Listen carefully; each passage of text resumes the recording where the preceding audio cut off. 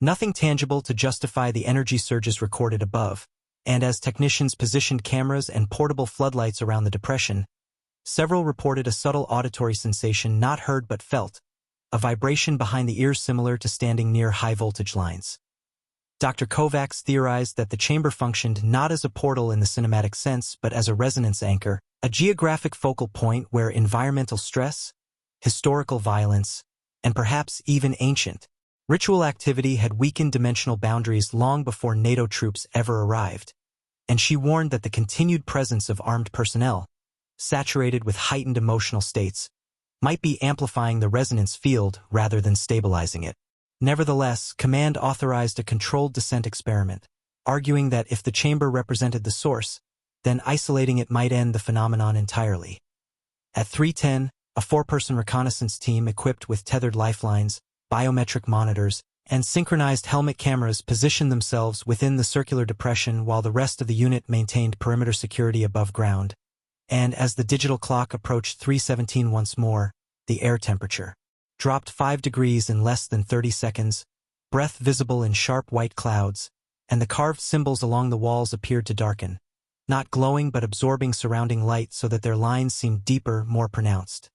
At exactly 3:17 the depression emitted no flash, no visible tear in space, yet every monitor recorded a spike in gravitational variance localized within the circle, subtle but measurable, and the team inside described an overwhelming sensation of vertical elongation, as if their bodies were being gently stretched upward without pain, their shadows cast by floodlights lengthening impossibly high along the curved stone walls. Above ground, perimeter soldiers simultaneously observed the forest responding in mirrored alignment, dozens of shadow distortions forming between trees and advancing not toward the base but toward the monastery itself, converging like silent witnesses drawn to a ceremony. And when Dr. Kovacs realized the synchronization between chamber activity and forest manifestations, she ordered immediate extraction, but before the command could be relayed fully, the reconnaissance team's biometric feeds flattened into uniform static lines, not indicating death but absence of readable data, as though the monitors no longer recognized human signatures. Helmet camera footage captured the moment the depression's interior darkened into a depthless black circle. Not a hole in the floor but a surface of darkness suspended horizontally, and within it elongated silhouettes moved beneath the surface like figures seen through deep water, their outlines clearer than ever before, tall and impossibly thin, heads tilted in collective curiosity. One soldier, Lieutenant Marek Zielinski, managed to speak a single phrase before audio dissolved into harmonic distortion. "They're not coming out, we're going in." And then the darkness rose, not like liquid but like smoke climbing upward against gravity, enveloping the 4 figures in seconds. Above ground, floodlights around the monastery shattered simultaneously, plunging the structure into near total darkness, while forest entities closed in to the tree line yet did not cross into the clearing, standing instead in a silent perimeter around the building as if guarding or observing the exchange. When emergency generators restored partial lighting, the chamber below was empty, the circular depression returned to inert stone, lifelines slack and severed cleanly without burn marks or mechanical stress, and all 4 soldiers missing without physical trace. Panic threatened to fracture command cohesion, but before evacuation protocols could be enacted, something unprecedented occurred. Every radio frequency within a 5-kilometer radius activated at once, emitting a low synchronized resonance identical to the layered exhale recorded during previous encounters. Yet this time the sound modulated into discernible cadence, not language exactly but structured intervals suggesting intentional communication, and Dr. Kovacs, analyzing waveform patterns in real time, realized the frequencies matched the ratios carved into the chamber walls, meaning the symbols were not decorative but representational, a mathematical map of harmonic alignment between 2 planes of existence. The implication struck her with chilling clarity. The entities were not invading randomly but responding to alignment conditions generated by the chamber and intensified by human presence, and the disappearance of the reconnaissance team may not have been abduction in a hostile sense but transition, a crossing triggered when resonance reached a critical threshold. As dawn approached, the forest anomalies receded in perfect unison, dissolving into ordinary shadow, leaving the monastery eerily calm. Yet the cost was undeniable, for NATO soldiers gone without remains, recorded evidence too classified to release, and a subterranean chamber now confirmed as an active focal point of dimensional interaction. Captain Ward stood at the monastery entrance watching mist roll through the valley, understanding that withdrawal would not undo what had already been activated, because whatever existed beyond that darkened circle had acknowledged them, measured them, and perhaps selected them, and somewhere beyond human sight, in a plane defined not by light but by the absence of it. For figures who had once worn NATO insignia might now be standing beneath an unfamiliar sky, observed in turn by towering shadows studying their every breath. The official order from NATO command arrived before sunset, encrypted and unmistakable. Immediate containment, zero media exposure, and preparation for strategic withdrawal once all classified materials were secured. Yet Captain Ward understood that retreat would not erase what had been initiated beneath the monastery, because whatever lay within that subterranean chamber had not behaved like an invader but like an intelligence responding to stimulus, and the disappearance of the 4 soldiers had shifted the balance from observation to engagement. Dr. Kovacs, refusing evacuation, argued that severing human presence abruptly might destabilize the resonance field even further, comparing it to cutting power mid-calibration, and instead proposed one final controlled interaction designed not to provoke but to communicate, theorizing that the harmonic ratios carved into the chamber walls functioned as a translation framework rather than a barrier, a mathematical bridge capable of synchronizing frequencies between planes if precisely replicated. Throughout the day, engineers reconfigured portable transmitters to emit subsonic waves matching the ratios recorded during peak manifestations, while the monastery chamber was reinforced with stabilized lighting rigs and analog recording equipment immune to digital overload. And as darkness settled over the valley for what every soldier sensed would be the decisive night, the forest grew unnaturally still far earlier than before, as though anticipation had replaced randomness. At 3:15 the transmitters activated, releasing low oscillations that vibrated through stone and soil, and within seconds the carved symbols along the chamber walls seemed to absorb the sound, their spirals deepening in contrast until the depression at the center once again darkened into that impossible horizontal surface of black. Above ground the tree line filled with elongated silhouettes, dozens of them.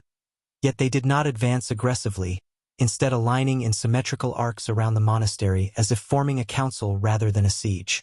Inside the chamber, Dr. Kovacs stood at the edge of the depression, biometric monitors attached but ignored, and adjusted the transmitter amplitude to mirror the exact frequency spike recorded during the reconnaissance team's disappearance.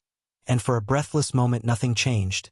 Then the surface of darkness rippled outward like disturbed water, and within it forms became visible, clearer than ever before, tall entities composed not of substance but of compressed absence, their outlines stabilizing as if the harmonic bridge had granted temporary clarity.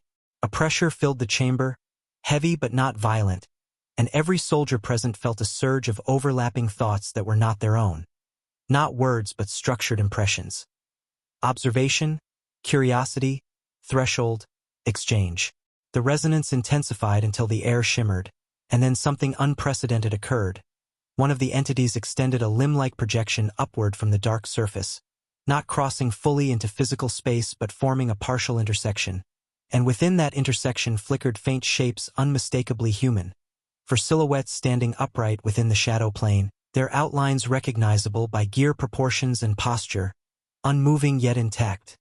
A collective gasp echoed through the chamber as Lieutenant Zelinsky's helmet camera briefly transmitted a fragmented visual feed from within the darkness, revealing a vast expanse devoid of stars or ground, a dimension defined by gradients of shadow and distant vertical structures like colossal pillars stretching beyond perception. Dr. Kovacs, voice steady despite tears forming at the edge of disbelief, adjusted the transmitters to lower amplitude, signaling de-escalation rather than escalation, and the impressions intensified again, this time layered with something resembling balance, as if the entities were conveying that the crossing had not been conquest but consequence. Resonance met with resonance, observers becoming participants. Captain Ward ordered all weapons lowered, a silent acknowledgement that aggression had never triggered the events and would not resolve them, and as amplitude decreased further the human silhouettes within the shadow surface shifted, one raising an arm in a slow deliberate motion that might have been a signal or simply awareness, before the surface began to flatten back into inert stone. The entities at the forest edge mirrored the retreat, dissolving upward into darkness like smoke dispersing in reverse gravity. And within seconds the chamber returned to cold silence. The depression once again solid rock, transmitters humming softly with no reactive spike. Dawn revealed no remaining distortions in the forest canopy, no EM fluctuations beyond normal environmental range, and for the first time in weeks radios remained silent at 3:17. Yet the absence felt heavier than the phenomena ever had, because evidence suggested the resonance had not been destroyed but equalized, a balance achieved through exchange.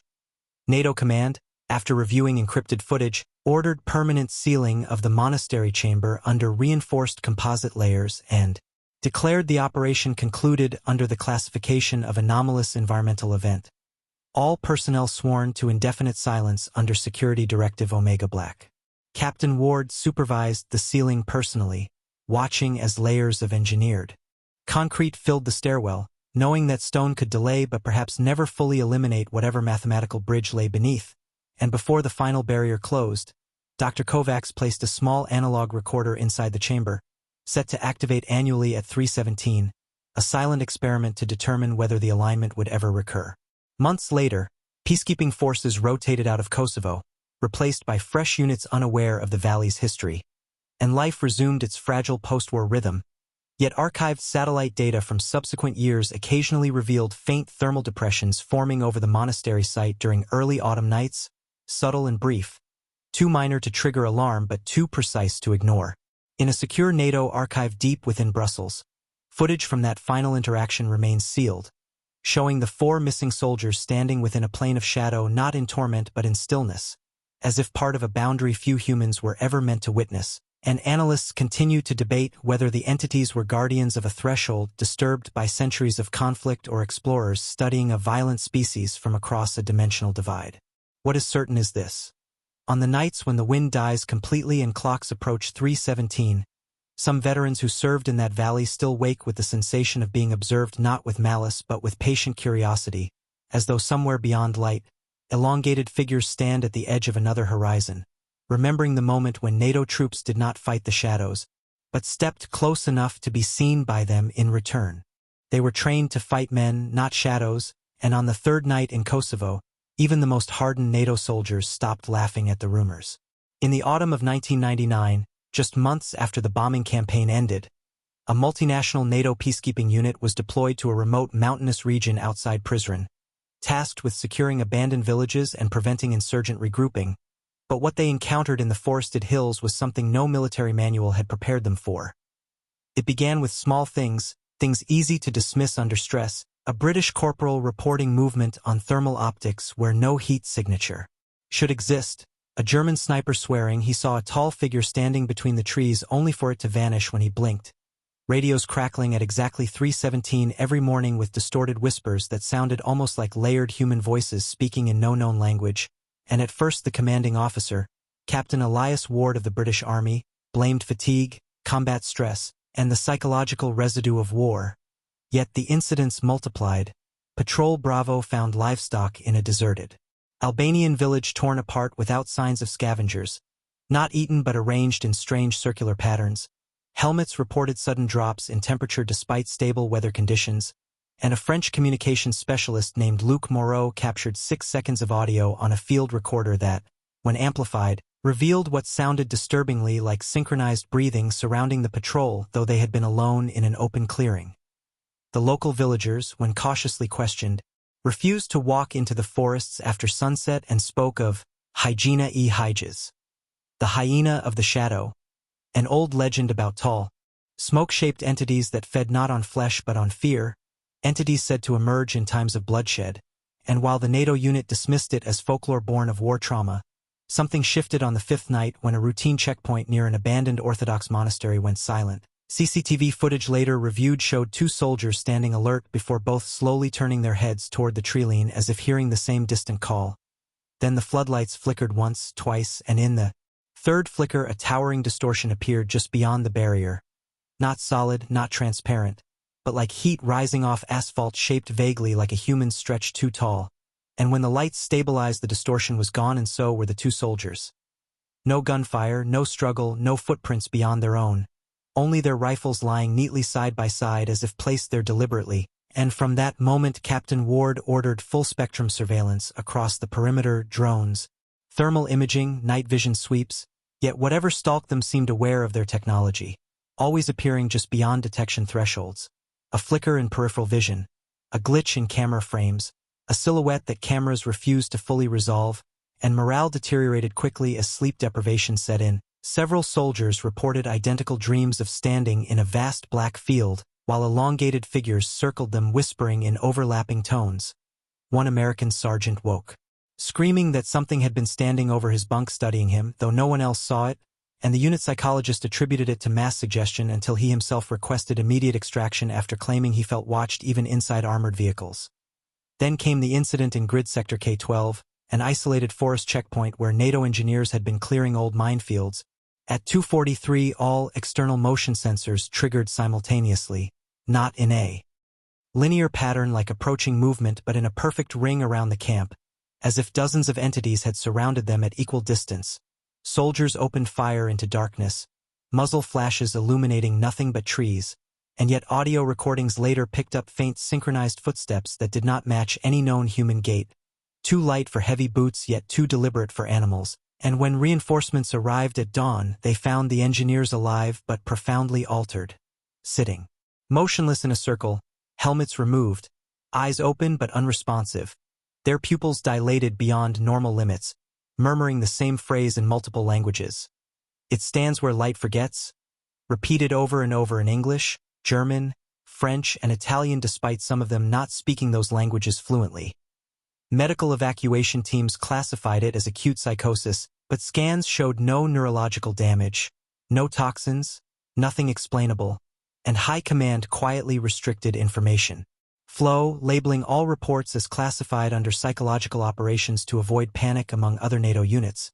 Yet rumors spread faster than containment protocols, especially after satellite reconnaissance captured what analysts first believed to be shadow artifacts on infrared imagery of the forest canopy. Elongated vertical anomalies moving against wind patterns, appearing only during hours between 3 o'clock and 4 o'clock, and disappearing the instant direct focus was applied, as if aware of observation. Captain Ward, increasingly convinced something intelligent was interacting with his unit, authorized a controlled bait operation, deliberately reducing perimeter lighting one night while positioning snipers and thermal cameras in concealed arcs. And at exactly 3:17 the forest fell unnaturally silent. Insects stopped, wind ceased, and every soldier present later described a crushing sensation in their chest as though air pressure had shifted. Thermal optics flickered with interference before stabilizing on multiple upright forms advancing between trees, their outlines elongated, heads tilted at unnatural angles, their movement fluid but disjointed as if frames were missing from reality itself. Snipers hesitated not from fear but confusion because crosshairs could not maintain lock.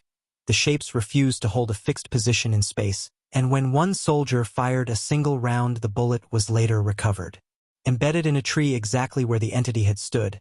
Yet no impact reaction occurred, and in the seconds that followed floodlights shattered simultaneously, plunging the checkpoint into darkness. Screams erupted over comms, overlapping, panicked, some cut short mid-word, and when emergency flares ignited the entities were gone, leaving behind 3 soldiers unconscious and one missing entirely. His body was never recovered, only his helmet camera found lying upright, still recording, and in its final frames before battery failure, a tall shadow bent toward the lens, not with aggression but with what almost appeared to be examination, its surface rippling like smoke contained within invisible boundaries, and for a split second 2 pale, hollow points resembling eyes formed within the distortion before dissolving back into darkness. By the 7th night, NATO command no longer treated the Kosovo anomalies as battlefield stress or folklore, and a classified task unit operating under Shape Authority was quietly inserted into Captain Ward's sector, bringing with them advanced surveillance equipment, electromagnetic field scanners, experimental low-light LiDAR arrays, and sealed briefing folders stamped with clearance levels most of the peacekeeping soldiers had never seen before. The official explanation given to the unit was environmental interference testing, but Ward understood from the tension in the visiting officers' voices that this was no longer a routine operation, and what unsettled him most was that the lead investigator, a civilian astrophysicist named Dr. Elena Kovacs contracted under NATO Research Authority, did not seem surprised by the reports of shadow entities but instead asked precise questions about timing, atmospheric pressure, emotional states of personnel, and the exact second radios began to distort at 3:17, as if she had encountered similar patterns before. The forest itself appeared to respond differently once the task unit began its analysis. Compasses fluctuated subtly within a 1-kilometer radius of the abandoned monastery, drones lost altitude without mechanical cause, and audio equipment picked up subsonic frequencies oscillating at intervals that did not match any known environmental source, frequencies that, when converted into audible sound, produced layered harmonics eerily similar to human whispering. Dr. Kovacs theorized in a private briefing that the phenomenon might represent a form of localized dimensional shear, a rare theoretical distortion where space-time tension thinned due to prolonged human violence in a concentrated geographic area, essentially suggesting that years of conflict had created a kind of energetic scar in reality itself, but even she admitted the hypothesis bordered on speculative physics. Meanwhile, the psychological impact on the troops intensified, and not merely as fear but as synchronization. Soldiers from different nationalities began reporting identical sensory experiences at identical times, a cold pressure against the spine, the feeling of standing slightly outside their own bodies, and a persistent awareness of being evaluated rather than hunted, as if the entities were studying them. One Italian lieutenant described seeing elongated silhouettes standing perfectly still on distant ridgelines at dusk, unmoving for hours, visible only when he did not look directly at them, and when a joint patrol attempted to approach one such figure during daylight, the shadow did not retreat but instead seemed to flatten against the ground before dissolving entirely, leaving behind a circular patch of frost in otherwise mild weather conditions. The frost samples, analyzed in a mobile lab, showed no chemical anomalies yet registered an inexplicable absence of particulate life, as though the affected soil had been briefly sterilized beyond natural limits. High Command, fearing strategic instability if news leaked, ordered a blackout on all digital communication outside the sector, and encrypted channels were reserved solely for coded status updates. However, the blackout did not prevent the phenomenon from escalating, because on the 10th night the anomalies extended beyond the forest perimeter and into the secured base itself. Cameras inside armored personnel carriers recorded momentary interior darkenings, not caused by power failure but by shadows thickening in corners independent of light sources, and a Polish mechanic swore he watched his own shadow detach slightly from his boots before snapping back into place. An account dismissed as exhaustion until 2 others independently described the same event within the hour. Dr. Kovacs requested a high-risk experiment, proposing that instead of avoiding 317, they should synchronize observation across every available sensor at precisely that time to determine whether the entities required human awareness to manifest. The plan was simple yet terrifying: all non-essential personnel confined indoors, floodlights active but not aimed directly at the trilene, thermal, optical, and EM scanners calibrated to maximum sensitivity, and a central recording system linking every feed. As the digital clock approached 317, a silence descended so complete that even mechanical hum seemed muted, and at exactly the appointed second every sensor spiked simultaneously, not in chaotic variation but in harmonic alignment, as if something vast had stepped into a measurable plane. The screens filled with vertical distortions, dozens at once, forming a semicircle around the camp perimeter, their heights varying between 2 and 3 meters, outlines wavering yet unmistakably organized. And what stunned the analysts most was not their presence but their behavior. They did not advance, they did not attack, they simply stood facing inward toward the base, motionless, while EM readings pulsed in rhythmic waves matching the subsonic frequencies recorded earlier. Then, without warning, every soldier inside the operations tent felt the same crushing heaviness, and multiple personnel collapsed to their knees as if gravity had intensified, though instruments showed no change in gravitational pull, and several began murmuring in low tones, repeating fragmented phrases about thresholds and observers, phrases later confirmed to be identical despite the soldiers not hearing one another over the noise. The climax of the experiment came when one of the distortions stepped forward into direct floodlight, and instead of vanishing, it grew denser, darker, its outline sharpening enough for cameras to capture a faint internal structure resembling elongated limbs folded close to a central mass, and within that mass 2 pale luminescent voids formed again where eyes might be, yet they reflected no light, absorbing rather than emitting it. Dr. Kovacs whispered a single instruction to maintain, recording no matter what, but before anyone could respond, the entity's outline flickered violently and every digital feed overloaded, screens turning white with static, and in the chaos a sound erupted across all channels simultaneously.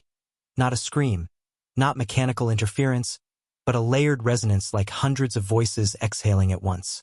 When power stabilized seconds later, the distortions were gone, the forest returned to ordinary darkness, but inside the base 5 soldiers lay unconscious in different locations.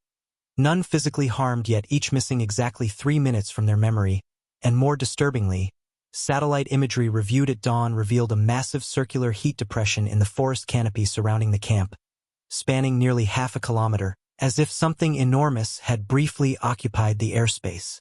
Above them, NATO command classified the entire operation at the highest secrecy level, yet Captain Ward understood the truth that no classification could conceal. Whatever these shadow entities were, they were not random hallucinations, not insurgent technology, not wildlife, but organized intelligences interacting with human observers, and for reasons still unknown, they were growing bolder. The final report Dr. Kovacs drafted that night included a line she hesitated to submit but ultimately left unedited. If these entities are indeed responding to observation, then continued military presence may not be containing them but anchoring them. And as Ward read the sentence under dim command tent lighting, another radio in the corner crackled softly at exactly 3:17, though no one had yet checked the clock. By the 12th night, the pattern was no longer theoretical, it was deliberate, and Captain Ward could feel it in the rhythm of the forest itself, in the way the wind seemed to hold its breath moments before 3:17, as if the land anticipated something arriving through it rather than upon it, and Dr. Kovacs, pale from lack of sleep yet more focused than ever, had shifted her attention to the abandoned monastery overlooking the valley, a 14th-century stone structure partially collapsed from decades of neglect and war damage, because satellite heat mapping revealed the epicenter of every anomaly converged precisely beneath its foundations. Ground-penetrating radar conducted under the guise of mine detection uncovered a sealed subterranean chamber directly below the main chapel, its architecture older than the visible structure above it and inconsistent with known regional design, suggesting the monastery had been built over something pre-existing rather than originating the site itself, and when engineers carefully breached the stone barrier, they discovered a circular vault carved into bedrock, its interior walls etched with faded symbols arranged in concentric spirals that resembled neither Orthodox iconography nor Ottoman inscriptions but something abstract and geometric, almost mathematical, patterns that repeated in ratios too precise to be decorative. The air inside the chamber registered significantly colder despite no ventilation shafts, and electromagnetic. Readings spiked erratically the moment soldiers descended the narrow steps, as if instruments struggled to calibrate against an unseen field. At the chamber's center lay a circular depression in the stone floor approximately 3 meters wide, polished smoother than the surrounding rock as though worn by centuries of contact. Yet no physical mechanism existed within it, no device, no relic,